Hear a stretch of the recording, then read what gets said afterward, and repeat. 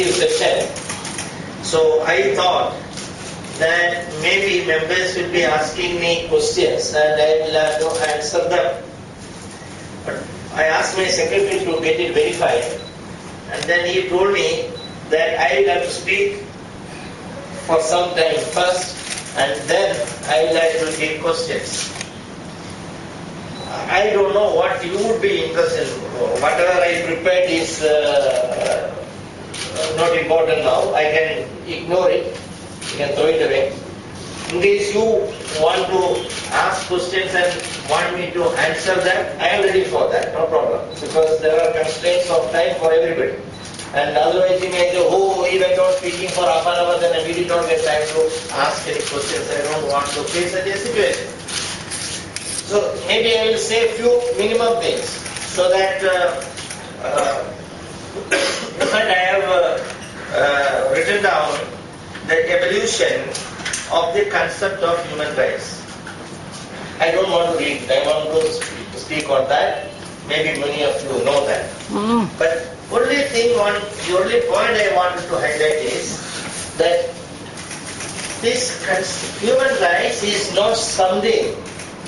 It was suddenly discovered in the 19th century or 20th century or 21st century. It's not like that. This is what I wanted to emphasize. This which is a result of an evolution over centuries. That in spite of this limitation, the National Human Rights Commission is getting around 1 lakh complaints in a year. 1 lakh complaints in a year. Why I mentioned this?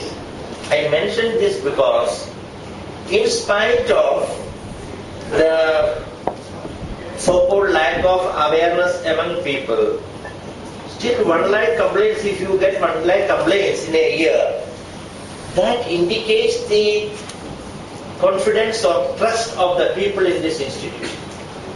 Or at least so much people have come to know about the existence of the National Human Rights Commission, and they have chosen to approach the Commission for relief.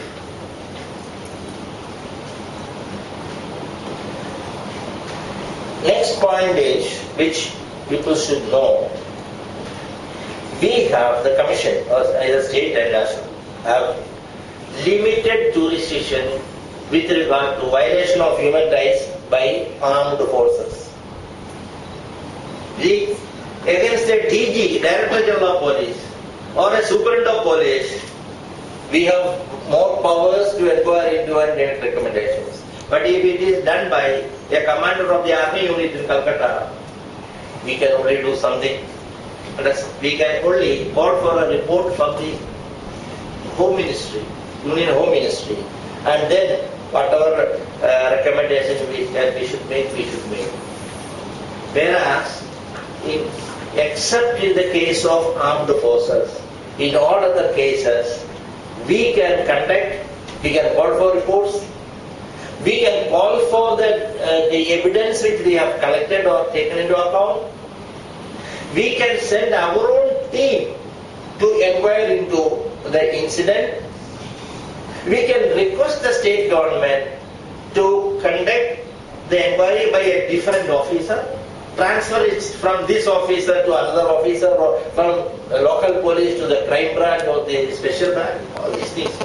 But these things are not possible in the case of armed forces. Section 19 of the Act says, notwithstanding anything contained in this Act, notwithstanding what is the powers and all that, while dealing with complaints of violation of human rights by members of the armed forces, the Commission shall adopt the following procedure. Namely, it may either on its own motion or on receipt of petition seek a report from the central government.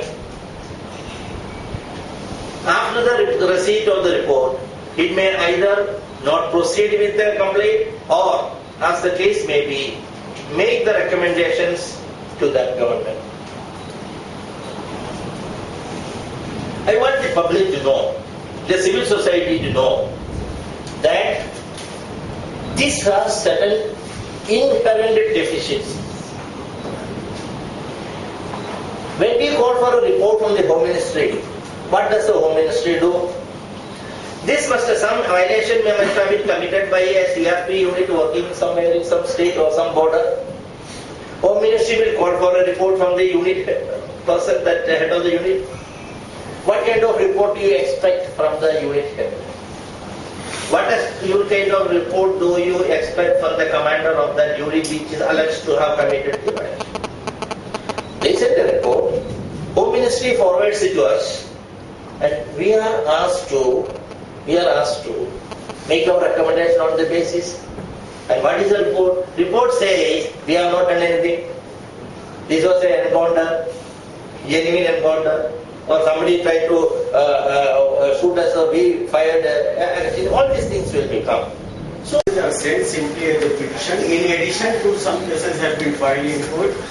Justice Joseph has told that is also here. In 20% of the cases, we get success initially at the stage of a percentage of 20, remaining 20%. 50% means 10 cases you take.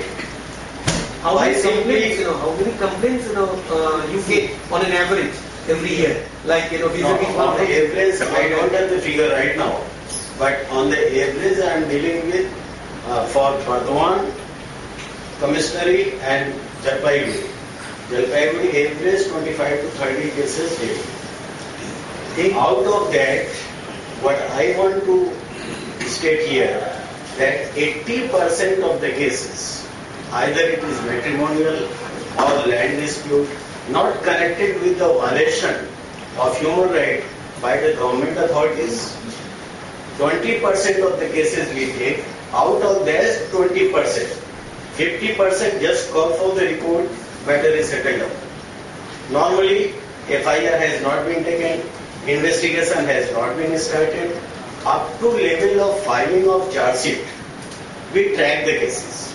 Once we have asked, register the FIR, yes, very good, FIR registered, then investigation is continuing.